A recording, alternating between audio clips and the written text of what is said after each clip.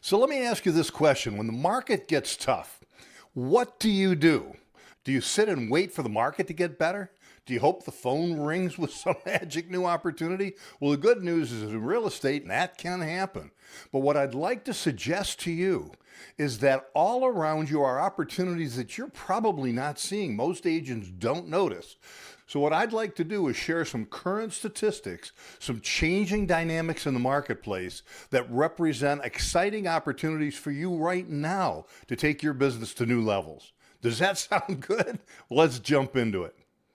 I think it's important to recognize that every market shift presents new opportunities. So as dynamics change, if you're aware of them, you can change and get ahead of the pack. Recognize that the salespeople who achieve the greatest success are not necessarily the most skilled salespeople. They don't necessarily have the most tricks in their book. They tend to be people who see what's coming.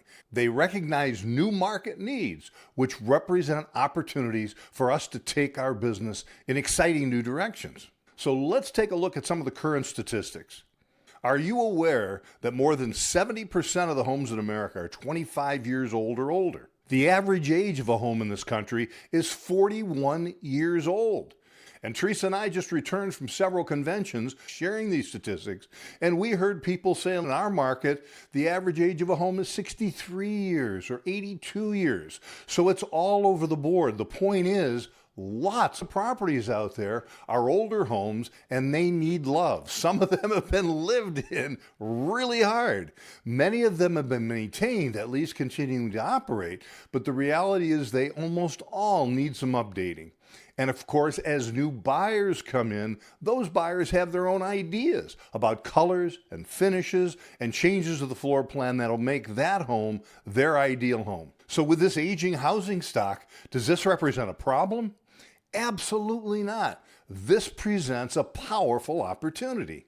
Next, let's take a look at another statistic here that goes hand in hand with our aging housing stock. In the year 2026, we have more people over the age of 55 in this country than any point in history. 132 million seniors. That's a full 40% of our population. And by the way, the official age of a senior is 55 years old.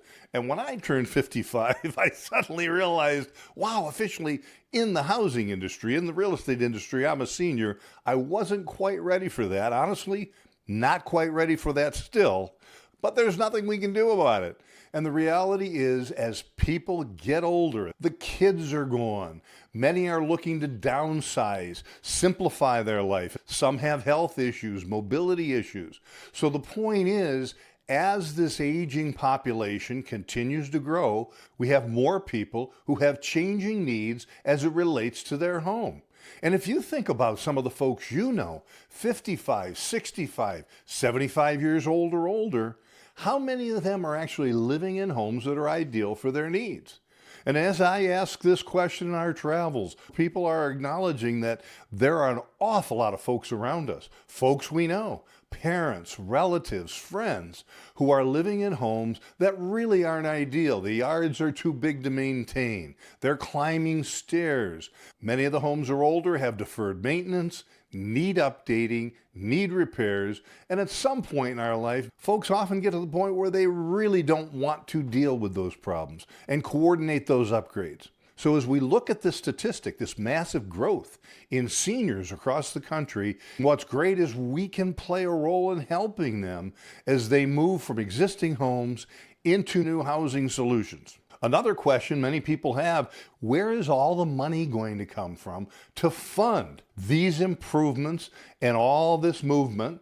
Well, number one, it's important to recognize that 70% of the wealth in the United States is in the hands of seniors. So there is a massive concentration of wealth in that age group that will allow for the improvements, will allow for the updating, whether folks are going to be updating prior to selling their home, whether they're going to buy another home and update, remodel, and improve that home to better meet their needs at this stage of life. But here's another statistic that's even more amazing, and this is referred to as the Great Generational Wealth Transfer.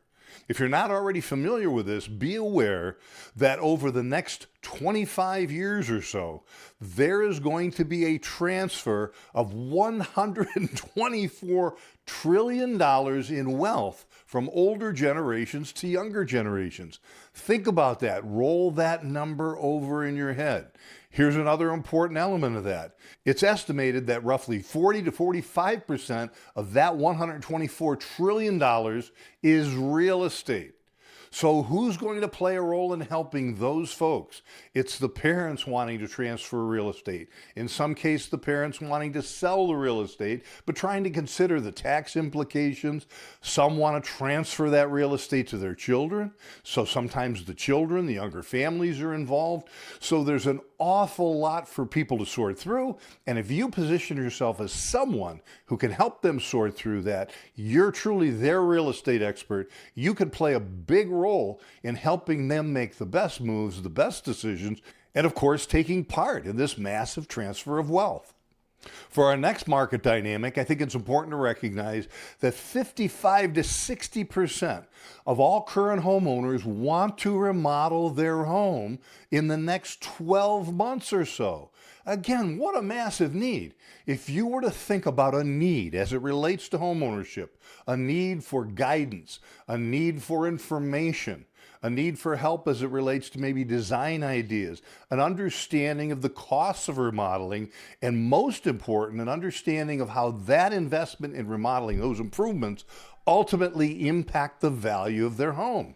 So here's this massive need. What's important to recognize, most of them don't know how to make that happen. And that's why we've been training so many agents over the years in understanding all the details of remodeling, able to provide guidance, help people through the process. And I'd like you to think about this for a moment. Most agents look right past homeowners, particularly homeowners that want to remodel. And again, more than half of them want to do that. So think about this. Most agents look right past this opportunity. They're not necessarily interested in helping homeowners that want to remodel now because in their mind, they're probably not sellers. But an agent trained in this arena can come in, provide some guidance, get into the conversation. I like to suggest that you're in the sweet spot if someone invites you into their home and looks to you for guidance and answers and assistance as it relates to remodeling and home improvement. What you're doing is sitting down with someone who's telling you, this is what I don't like about my current home. These are the things that don't work, the changes I'd like to make. Once you help them through the process, and what we suggest is a concept that we developed called offering them an RVA, not a CMA, that's old school. That's the way a lot of folks have been doing it forever, but an RVA is a remodeling value analysis. You help them analyze the improvements they'd like to make, the costs involved, and ultimately the impact on the value of their home. And what I'm confident you'll find in the majority of cases, what they'll realize is making that investment in their current home is not going to return an ROI. In fact, in the majority of cases, they may end up upside down by investing those dollars in that home, on that street, in that neighborhood. What's the solution? Well, maybe at that point, it's time to talk about how we might position that home for sale, strategic improvements to maximize its value, and then let's look for another home that better suits your needs. And in many cases, that's a home with good bones that with some remodeling, with some improvements, ultimately becomes an ideal home to meet their needs and possibly a much better investment than paying top of market for a home somebody else has improved. And are those fixer-upper homes out there really a great value? Here's what's interesting. A recent statistic, Realtor.com, reported that fixer-upper properties are selling at an average of 54.2% lower cost than comparable homes that are not fixer-uppers. That's quite a margin.